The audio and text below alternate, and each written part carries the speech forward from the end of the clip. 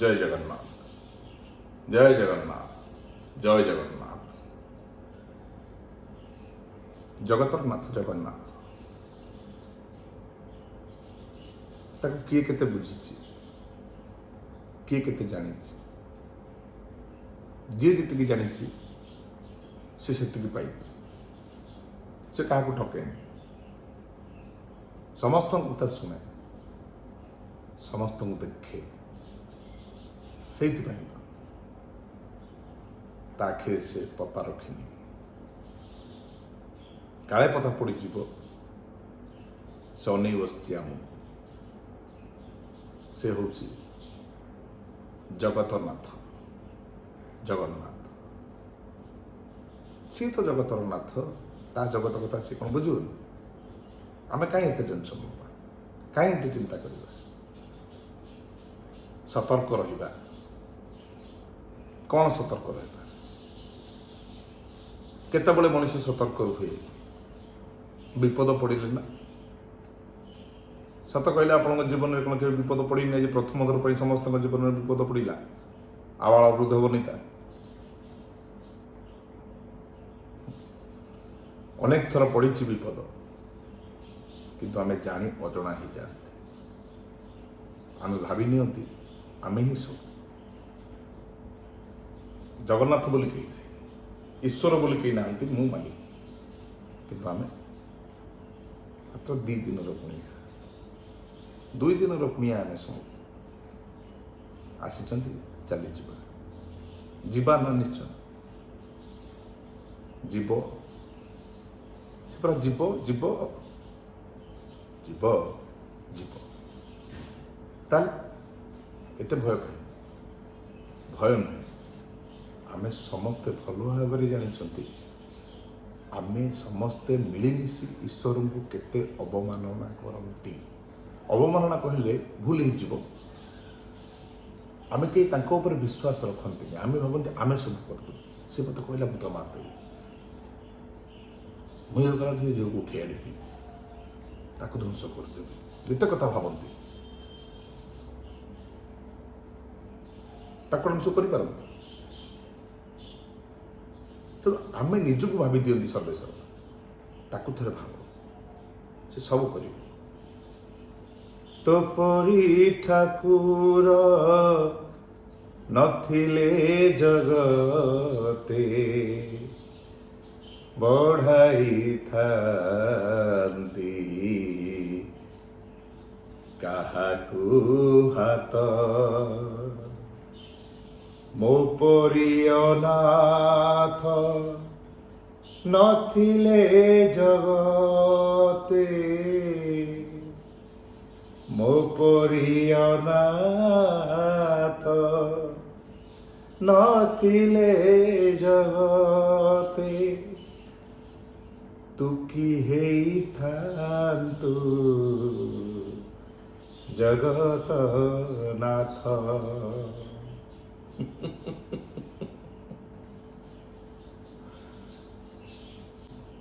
तेणु भय कर किसी नहीं आसतु आम समस्ते से जगन्नाथ को डाकिबा दरकार नहीं कही कथा महाभारत हो बा रामायण हो ये सब आम भावती गोटे गप ना गोटे पुराण ये ना गप ना पुराण पुराण सब बेले पुराणा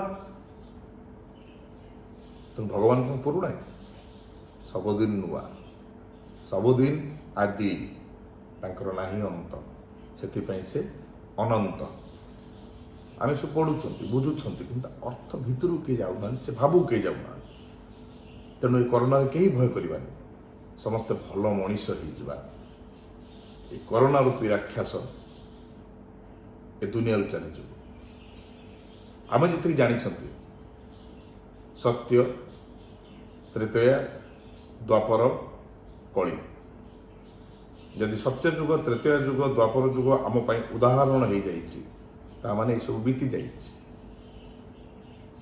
जाइथिबा जिनिस गुड़िक हूँ ही उदाहरण तेणु से उदाहरण को आम नहीं बंचा पड़ो विश्वास रखा पड़ो ना जाति बढ़ीज देश बढ़ीज विश्व बढ़ीज से कहते ସବୁବେଳେ ଠିକ୍ କୁହ। ଠିକ୍ କହି ଯଦି ବିପଦ ଆସୁଛି ତମେ କାହିଁ ଭାବୁଛ ତମେ ବିପଦରେ ପଡ଼ିବ ବୋଲି? ତମେ ଠିକ୍ କରିଛ ନା। ଯଦି ମୁଁ ଜଗନ୍ନାଥ, ଯଦି ମୁଁ ତମ ମୁଖିଆ, ମୁଁ ତମ ବାପା, ବିଚାର ମୁଁ କରିବି। ତୁ କାହିଁ ତୋ ନିଜ ବିଚାର କରୁଛୁ?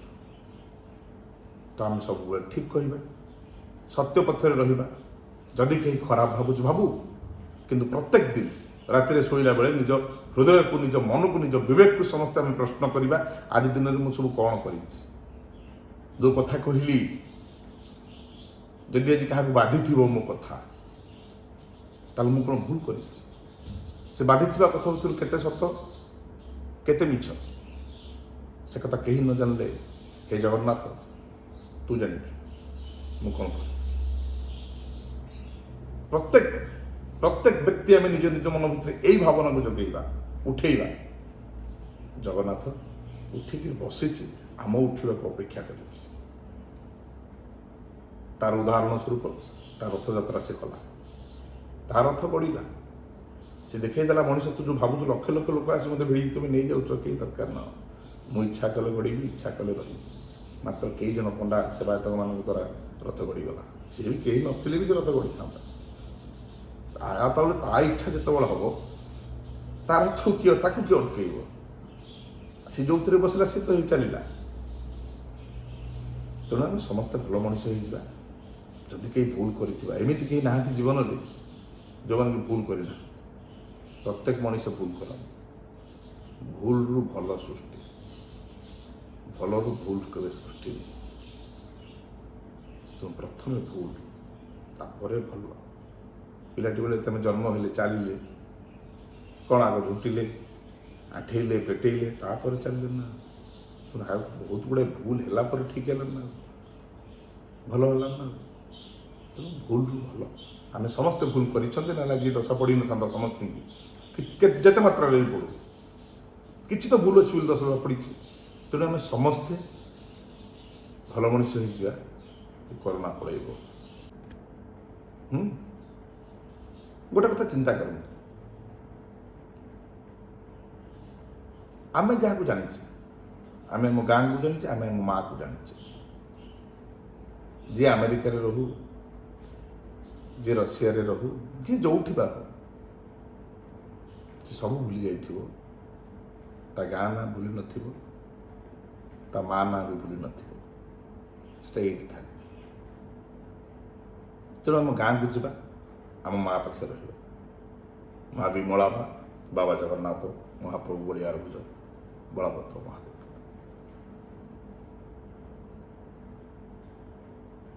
ଏ ଦୁନିଆରେ ପ୍ରଥମେ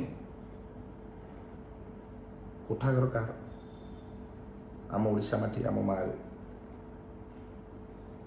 ପ୍ରଥମ କୋଠାଘର ହେଉଛି କାଳିଆର, ବଡ଼ ଦେଉଳ। ନହେଲେ ସବୁ ଗାଁ ତ ଚାଳ ଘର ଥିଲା। ମାନେ ଆମେ ସେଠି ବୁଝିବା ଦରକାର, ଯିଏ କୋଠାଟିଏ କଲା, ସେ କୋଠା ଆଗରେ ଗଛଟିଏ ଲଗେଇଛି କଳ୍ପବଟ। ସେ ଯଦି ଆମ ବାପା, ସେ ଯଦି ଆମ ମୁଖିଆ, ସେ ଯଦି ଆମ ମାଷ୍ଟର ଯେଉଁଟା କରୁଛନ୍ତି ଛାତ୍ର ତା ନ କଲେ ଭୁଲ ହବ। ମାଷ୍ଟର ତାର କୋଠା କଲା, ଗଛଟା ଲଗେଇଛି ନା ନାହିଁ, କଳ୍ପବଟ ତା ନାଁ ଦେଇଛି। ତମେ ତ ମାଷ୍ଟରକୁ ପୂଜୁଛ, ଗଛକୁ ପୂଜୁଛ। ଏଠି ସମସ୍ତେ ଗଛ ଠାକୁର, ପଥର ଠାକୁର, ନଦୀ ଠାକୁରାଣୀ, ସମସ୍ତେ ଏଠି ସବୁଠି ବ୍ରହ୍ମ ଅଛନ୍ତି। ସତ୍ୟ ସନାତନ, ଅନାଦି, ଅନନ୍ତ, ଅସୀମ, ନିରାକାର, ଶୂନ୍ୟ ମନ୍ଦିର। ତେଣୁ ସେ କଥା ଛାଡ଼ନ୍ତୁ। କିଏ ମନ୍ଦିରଟିଏ କଲା, ଗଛଟିଏ ଲଗେଇଲା। ଆମେ ରାଜଧାନୀରେ ରହିବା, କଟକରେ ରହିବା, ଜଗତସିଂହପୁରରେ ରହିବା, ଟାଉନ ଉପରେ ରହିବା। ଟାଉନ ଉପରେ ଜାଗା କିଣିଲେ, ପାଚେରିକି ଛାଡ଼ି ଜମା ଏତିକି ଛାଡ଼ିକି କାନ୍ଥ ଉଠିଲା। ପାଣି ଯିବାକୁ ବାଟ ନାହିଁ, ଗଛ କେଉଁଠି ଲାଗିବ? ଜାଗା ସବୁ ମରିଯିବ, ଗଛ ଲଗେଇବି ନା ମୁଁ ଘର କରିଦେଇ ଭଡ଼ା ଆସିବ? ଆମେ ତ ସେଠି ଭୁଲ କଲେ। ପ୍ରଥମେ ଆମେ ମଣିଷ ଯେତେବେଳେ ନିଜେ ଜନ୍ମ ହେଲେ, ଆମ ପୂର୍ବରୁ ଗଛ ଥିଲା। ଯଦି ମୁଁ ଆଗରୁ ଦେଖିଛି ଗଛଟିଏ ଅଛି, ଗଛ ବୋଲି କ'ଣ ଜିନିଷ ଅଛି, ତାକୁ କେମିତି ନଷ୍ଟ କରିଦେବି? ସେ ତ ଭଗବାନଙ୍କ ତିଆରି। ଆମର କାହାର ଅଧିକାର ଅଛି? ଆମେ ଗୋଟେ କେହି ଗଛ ଲଗେଇଲେନି, ପଇସାକୁ ଖେଳି ଦେଖିଲେ। ଭଡ଼ା ମିଳୁଛି ମୋତେ ଏତେ ଟଙ୍କା, କିନ୍ତୁ ଆଜି ସେ ଗଛର ଟିକେ ପବନ ଖାଲି ମାରି ଦେଉଛି, ଜୀବନ ନେଇଯାଉଛି। ଆମର ଯେଉଁ ଆସୁଛି ହ୍ୱାଟ୍ସଆପ୍ରେ ବିଭିନ୍ନ ସୋସିଆଲ ମିଡ଼ିଆରେ ଆସୁଛି ଗୋଟେ ସିମ୍ବଲିକ୍, ଲାଇଟ୍ଟା ଚାଲିଥିବ, ନିଶ୍ୱାସ ନେବ, ତାପରେ ଲାଇଟ୍ ଯେତିକି ସମୟ ଚାଲିବ ତା ବ୍ରେକ୍ ପାଇଁ ଲିଖିତ ନିଶ୍ୱାସ ବ୍ରେକ୍ କରିବ, ତାପରେ ଯେତିକି ଟାଇମ୍ ସେତିକି ଟାଇମ୍ ଛାଡ଼ିଲେ ଆପଣମାନଙ୍କୁ କୋରୋନା ହେଇନି ବୋଲି ଆପଣମାନେ ଜାଣିବେ। ଯିଏ ବି ତାକୁ ଟ୍ରାଏଲ୍ କରିଥିବ ସେ ଅନୁଭବ କରିଥିବ ସେତିକି ସମୟ ନିଶ୍ୱାସ ବନ୍ଦ କରି ରଖିବାର କଷ୍ଟ କେତେ, ଭୟ କେତେ। ତାହେଲେ ଆମେ କେତେ ସମୟ ଦେଲେ ଗଛ ପାଇଁ? ଗଛକୁ ତ ରଖିଲେନି ଆମେ ମରିବା। ଆମ ବାଟ ଆମେ କାଢ଼ିଛନ୍ତି, ନିଜ ଗୋଡ଼ରେ ନିଜେ କୁରାଢ଼ି ମାରିଛନ୍ତି। କ'ଣ ଜଙ୍ଗଲ ପୋଡ଼ିଗଲା, କେତେ ଜୀବଜନ୍ତୁ ମଲେ। ଯଦି ଜଙ୍ଗଲ କାଠ ଶୁଖିବା ପୂର୍ବରୁ ଏ ଜଙ୍ଗଲ ବିଭାଗର ଯେଉଁମାନେ ତା ଦାୟିତ୍ୱରେ ଅଛନ୍ତି ସେମାନେ ଜଙ୍ଗଲକୁ ତଦାରଖ କରିଥାନ୍ତେ, ଶୁଖିଲା କାଠ ରଖିନଥାନ୍ତେ ତା ଭିତରେ, ଆଜି ଯେଉଁ ପତ୍ରକୁ ଉଡ଼େଇ ନେଇଯାଉଛନ୍ତି ସେତେବେଳେ ବି ଚାହିଁଥିଲେ ଉଡ଼େଇ ନେଇ ପାରିଥାନ୍ତେ। କାରଣ ତଳେ ଯେଉଁ ପତ୍ରଟା ଥାଏ ସେ ନିଆଁକୁ ଚେନ୍ ସିଷ୍ଟମରେ ଲଗେଇ ଚାଲେ, ଗଛ ଲାଗିଲେ ବି ଉପରୁ ଯେତିକି ଲାଗେ ତଳେ ବି ସେତିକି ଲାଗେ। ଜଙ୍ଗଲ ପରିଷ୍କାର ରଖିଲେ ନାହିଁ, ଶୁଖିଲା କାଠକୁ ତା ଦେହରେ ବାଛିଲେ ନାହିଁ, ନିଆଁ ଲାଗିଲା ବେଳକୁ ଲିଭେଇବାକୁ ଦୌଡ଼ୁଛନ୍ତି ଆମେ ସମସ୍ତେ। ସେ ନିଆଁ ଲାଗିଲା ପରେ ଯଦି ଆମେ ଜଙ୍ଗଲ ପୋଡ଼ିବା ବଞ୍ଚେଇ ଦେଲେ, ଯେଉଁ ପଶୁପକ୍ଷୀ ପୋଡ଼ି ମରିଗଲେ, ତା ମା ଆଗରେ ତା ଛୁଆ ପୋଡ଼ି ହେଇଯାଉଥିବ, ତାକୁ କେତେ କଷ୍ଟ ହେଇଥିବ। ସେ ଗଛର ପବନ ଟିକେ ଆମର ଚାଲିଗଲେ ଆମେ ଆଜି ମରିଯାଉଛେ ଅମ୍ଳଜାନ ବିନା। କେତେ ଅମ୍ଳଜାନ ଦେଉଛି ସେ? ଆମେ ଶୋଇଯାଉଛନ୍ତି, ଗଛ କ'ଣ ଶୁଏ? ଯେ ଜମା ଶୁଏ ନା ସେବା କରେ ତାକୁ ତୁମେ ସବୁଦିନ ପାଇଁ ଶୁଆଇଦେଲ। ଆଜି ନିଜେ ଶୋଇବାର ବେଳ ଆସିଗଲା, ଯାହାର ମା ନାହିଁ ତାର ସାର ନାହିଁ। ଆମେ କେହି ବୁଝନ୍ତିନି ଏ କଥା, କେହି ବୁଝନ୍ତିନି। 5-6 ବର୍ଷର ଝିଅଙ୍କୁ ବଳାତ୍କାର, କି ଚିନ୍ତାଧାରା। ମରିବେ, ସମସ୍ତେ ମରିବେ।